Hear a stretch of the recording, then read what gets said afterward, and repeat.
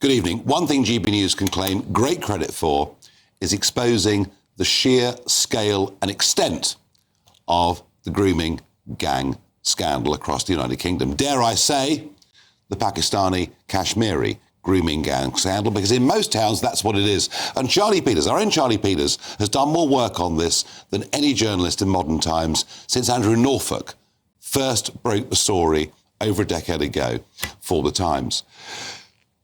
But the funny thing is, of the 50 towns that he's investigated for this and identified clearly grooming gang cases, there's one town, or should I say city, where apparently there's no grooming gang problem at all.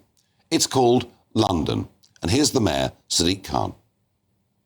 So are you saying we haven't got the same sort of gangs that are in Rotherham, Bradford and lots of other places in the country? Just for your misunderstanding, what does she mean by that? You know full well what I mean by that. It's all over the television. You know exactly what I mean by that. These gangs of people that are grooming young girls for sex. Do we actually have those in London? Today, I'm unclear, Chair, what is meant by the question. If you could spell it out, I can answer. I mean, that's a level of denial that is almost unbelievable. And by the way, Susan Hall there doing a very, very good job as a Conservative Assembly member. Khan in complete denial. The Met for the last 20 years have been in complete denial. Well, Charlie Peters' work has continued. Have a look at this network that he's produced of how the grooming gangs are connected all around the country. It is fascinating. You'll see that not every single road leads to London, but many roads do lead to London. And Charlie Peters wrote a very big piece in the Daily Mail today. This is just one quote from it. In the course of investigating the grooming gangs phenomenon, as a reporter for GB News, I've interviewed dozens of victims across the country. I am convinced that through a combination of naive inaction on the part of Metropolitan Police and local politicians, the same pattern of abuse has been repeated in the capital.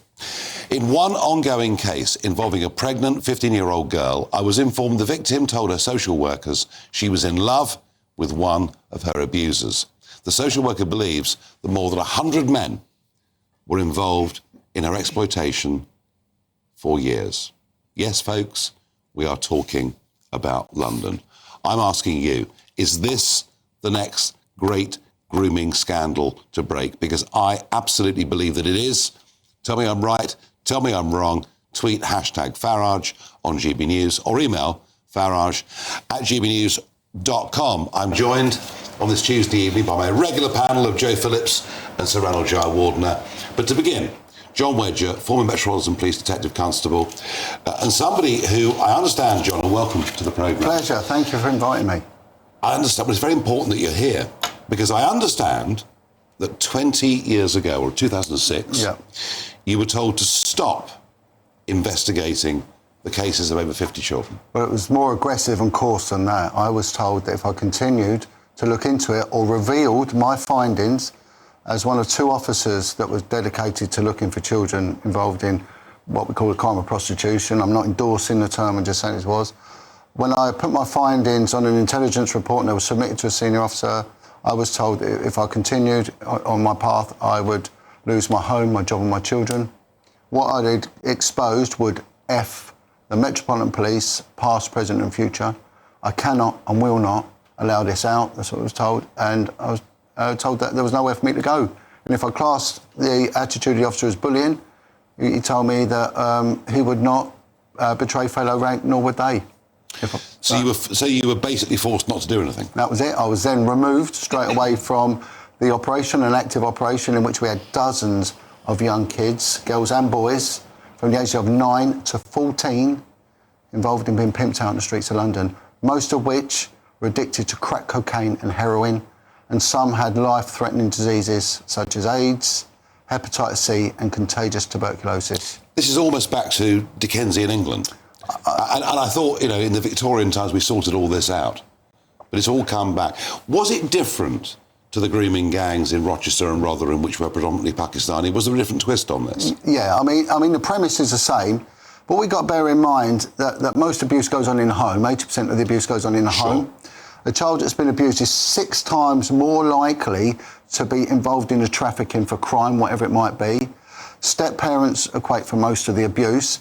But the ones that were, if we could class it, grooming gangs on these girls, we had Jamaican Yardies, we had Albanians, Kosovans, Lithuanians.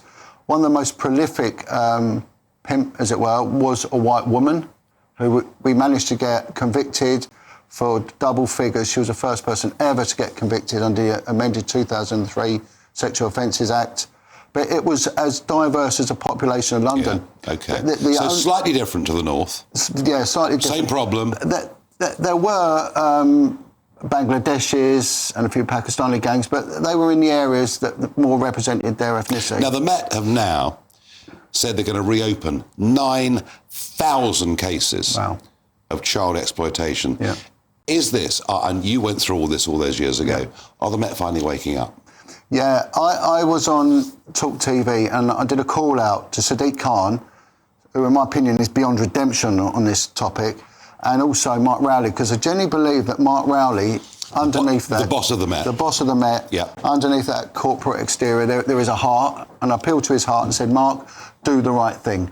Do the right thing. You know, be the hero of the day, turn this around. It's in your power and capabilities, do it. You know I'm not lying. And I challenged Sadiq Khan and Mark Rowley. I said, prove me wrong, because you can't. And it looks like he may have taken heed. Whether he has or not, he is now seems to be doing the right thing. Mm. But the level of denial, you know, I mean, I showed you one clip of the mayor. There's a previous time when he was asked about this, he said, no. The problem is county lines drugs. No. I mean, how can the Mayor of London? He must have known about this. Yeah, well, of course, you see, but how it works, you need dedicated officers on what's known as a proactive approach. You cannot have what they call fire brigade policing, which is purely reactive. Mm. This crime never presents itself in a disorderly or dishonest way like most crime does. This is hidden, it's covert. The Met did have dedicated officers on the Vice unit, but they've shut all that down. How angry do you feel? When I saw that clip with Susan Hall being berated by him, and he was engaging in this seminar of semantics or wordplay and ignoring the most vile criminality going, and the disregard and disrespect to victims and survivors of the most appalling crime. You know, when a kid is sexually abused, the damage goes on for 3 generations. Yeah. And what about the suicides? Yeah. You know, in order for healing, we need justice. And in order for justice, we need to go out there and nick these people. And I just turn around and say, you know, to the police, to Mark Rowley, just do your job. Do it. Joe, this is a very powerful... Yeah, it's awful. An entirely believable testimony. Oh, completely. And I've read about Jon and the work that you do now with people, and, you know, you're doing an amazing job. The Met are disgraceful, and they have been for many, many years. And it's not just this. It's a whole load of other things, including sexual abuse in children's homes that were run by local authorities. Yeah. You know, there has been cover-up after cover-up. I don't think Sadiq Khan committed himself very well in that particular... Come on. It's far worse than that, isn't it? Total denial, pretending the problem doesn't even exist. I don't think it was total denial, but Don't you? No, I think I agree with Jon that he was playing with semantics, and I think on a subject like this, you shouldn't. It's the wrong place. But the fault lies with the police, Nigel, and actually it goes back to what you say, Jon. Sadiq Khan wasn't mayor then. No. You know, it goes back to Ken Livingstone and Boris Johnson. That's true. You know, and other people. But I think, you know, there is a rot deep at the heart of the Metropolitan Police. I want to ask you a question, though, because a lot of this is linked to drugs. The drugs are used to get the kids involved and dependent, as it has always been with prostitution and pimping. Yeah. And there is a problem, as we know, county lines, which does start from London. Do you think it is the drugs? Are the gangs more interested in the money they make from drugs and that the abuse is a sideline, or do you think the two are intertwined? They're intertwined. OK. You know, the drugs are used because that is the glue that keeps the kids going. These girls are passed around crack houses. You know, one of the biggest gangs that was doing it was Jamaican Yardies. men of extreme violence. The crack houses were very, very dangerous places, and the girls were traded for 9-10 rocks at a time. They were just playthings that were used. Well, that's Randall, this is sick, isn't it? Joe can blame the police, and I do. The previous mayors of London, and we can sort of equate that with the same time frame as Oldham, Rotherham, Barrow-in-Furness, Oxford, the list goes on and on and on. But this mayor of London, his behaviour is disgraceful. Well, I think, dealing with this issue in that way, letting his personal animosity for Susan Hall get in the way of answering a straight question, that's a good point. That is just not right. I think the people of London deserve better. I think he, on reflection, would probably accept that he could have handled that much better himself. But that's not the first time he's been in denial. True. But I do think the Met has consistently got decisions wrong. Sometimes it's taken forward investigations wrongly, and we saw lots of spurious allegations at certain high-profile people. Yes. That was taken forward to the nth degree, and yet these cases involving children have not been. So I think the Met does have a problem in discerning right from wrong and what it should do and what it should not do. But I do think, just one very quick point, I think there's a really interesting point in Charlie's report here, which is that the law is a big problem that needs to be changed. Yeah. So he says that when young teenage girls become pregnant as a result of rape, they are unable to step in and inform the family because of rules about confidentiality. That is a really important point that I don't think anyone's been talking about before. If they have, forgive me. I do think that the more we look into this, the more we learn that so many different parts of our system just do not work. No.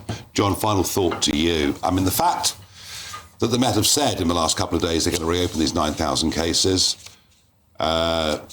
is this the beginning of an admission they've got this wrong? Definitely. Of course, I think just in the actions alone speak volumes. They have ignored this. It's not just me. There's been many other officers that have dealt with crimes against children, and I call it the algorithm of bullying. If we look back a few years ago, circa the time I blew the whistle, there was a very brave man called Lenny Harper who spoke out about a children's home called Hope de la Garenne in Jersey. I remember all this. Yeah, very similar thing. He was bullied as well. Yeah. A guy called Mike Veal, Chief Constable Wiltshire, spoke out about kids that were involved, again bullied. So we see it everywhere. It's when it's dealing with children and sex crimes of kids, because it takes crime into a total different genre altogether. It's a deeper argument, and I'll happily explain it, when there's time. Well, you come back and talk to us on this. Of course I will. Because I have a feeling this story is about to become a very, very big story. Yeah, I think it's been buried for far too long. Yeah. I thank you very much. It's a pleasure. Thank you, everyone. Thank you. And I'm sorry at home to start the programme with such a sick, awful, appalling story. But you know what? And I saw this yesterday, and I was with one of the grooming gang survivors from Barrow-in-Furness yesterday, and her anger almost now is, it's almost more what's happened since the abuse and the fact no one's ever got to the truth, the real truth, than it is for what happened to her all those years ago. A spokesperson for the Mayor of London told GB News it is not a cover-up, and instead, Sadiq has consistently been clear to the Met that no stone must be left unturned in pursuing justice for the victims of grooming gangs and ensuring the vile perpetrators are brought to justice. The Mayor remains vigilant to emerging and changing threats about child exploitation and will continue to hold the Met to account to ensure it does everything possible to tackle child sexual exploitation in London. What a pity he didn't say that to Susan Hall when she asked him a perfectly civil, reasonable, sensible and grown-up question.